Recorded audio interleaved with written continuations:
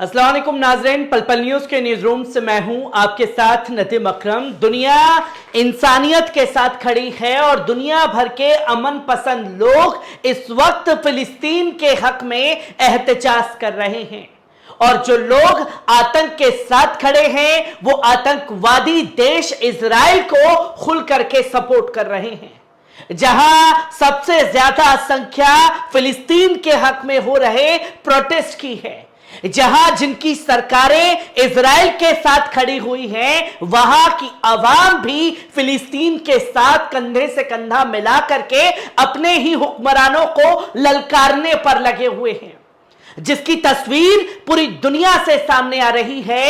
और ऐसी ही तस्वीर जब स्पेन से सामने आई है तो स्पेन में बवाल मच चुका है, जहां बवाल के वीडियो भी सामने आ रहे हैं और किस तरीके से स्पेनिश मंत्री ने खुल करके फिलिस्तीनियों का समर्थन किया, जिसके बाद लोग सड़कों पर एहतजाज करने के लिए उतरे। और जब सड़कों पर उतर करके एहतजाज करने की कोशिश की तो इस्लाम और मुसलमानों से नफरत करने वाले लोगों ने रास्ता रोका और स्पेन में देखते ही देखते दो समुदायों के बीच टकराव हुआ, जहां फिलिस्तीन के हक में एहतजाज कर रहे लोगों के ऊपर वार करने की कोशिश की, जिसके वीडियो लोगों के सामने आए हैं।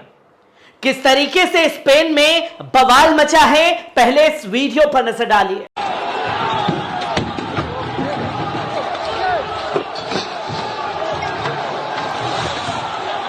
आपने देखा कि किस तरीके से एक दूसरे के ऊपर जो है वार किए जा रहे हैं, जहां आगजनी जो है स्पेन में साफ तौर पर देखने को मिल रही है।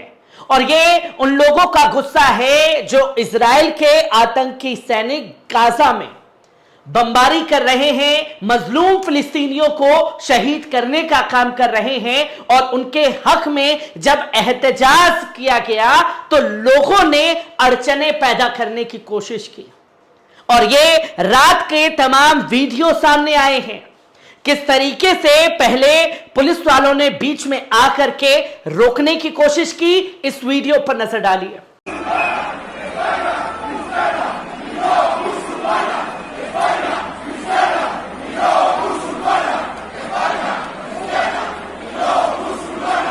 जहां दोस्तों आपने देखा कि एक तरफ एहतजाज हो रहा था तो बीच में पुलिस वाले और दूसरी तरफ जो प्रोटेस्ट गाजा के हक में कर रहे थे, उनके समर्थन में सामने से लोग जो हैं उनके खिलाफ एहतजाज करने उतर आए, जिसका वीडियो दुनिया के सामने है।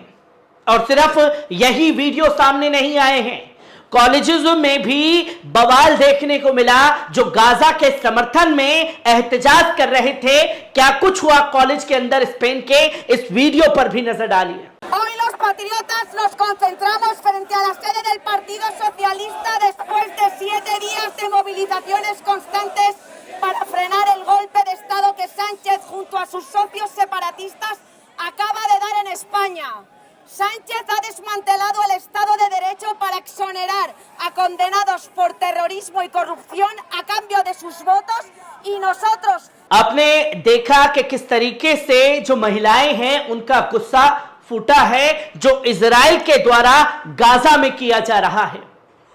ये तमाम तस्वीरें लोगों के सामने हैं और हर कोई सवाल कर रहा है कि आखिरकार ये किस तरीके की इंसानियत की परिभाषा लोग सेट कर रहे हैं, जहां इतने ज्यादा लोगों को शहीद करने का काम किया गया।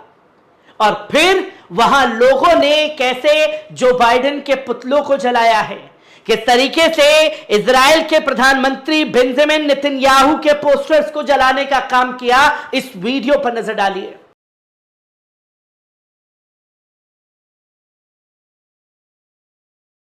आपने देखा कि किस तरीके से स्पेन में ये बवाल के तस्वीरें सामने आई हैं और पूरी दुनिया जो है वो खुल करके गाजा के साथ खड़ी हुई है।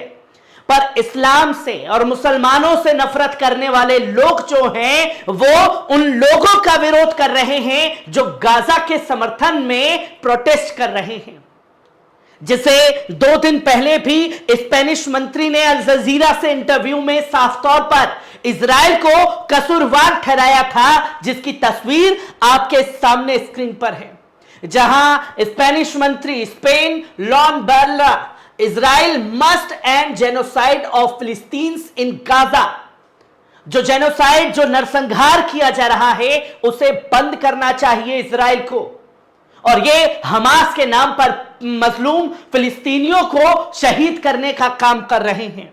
जो कि आप ये देख सकते हैं कि स्पेन में अल जजीरा के साथ एक इंटरव्यू में एक स्पेनिश मंत्री ने अंतर्राष्ट्रीय समुदाय से इजराइल पर प्रतिबंध लगाने की अपील की है, जिस पर उन्होंने गाजा में फिलिस्तीनी योजनाबद्ध नरसंहार का आरोप लगाया है।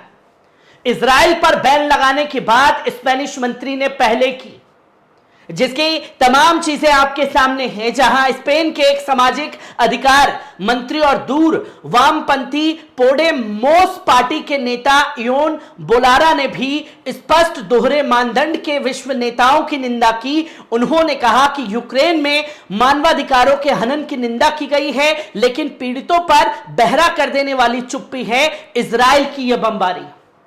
जब रूस ने यूक्रेन पर हमला किया था तब यही लोग गले फाड़ फाड़ करके चिल्ला रहे थे, मातम मना रहे थे, हाय मार दिया रूस ने मार दिया।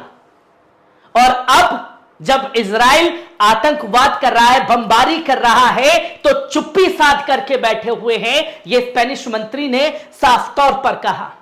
इसके बाद बेलारा ने बुधवार को कहा कि इजरायली राज्य को फिलिस्तीन के लोगों के खिलाफ इस योजनाबद्ध नरसंहार को अब समाप्त करना चाहिए। जब दुनिया डरावनी चीजों को देख रही है तो हम अन्य संघर्षों में मानवाधिकारों को सीख क्यों दे सकते हैं और यहां क्यों नहीं।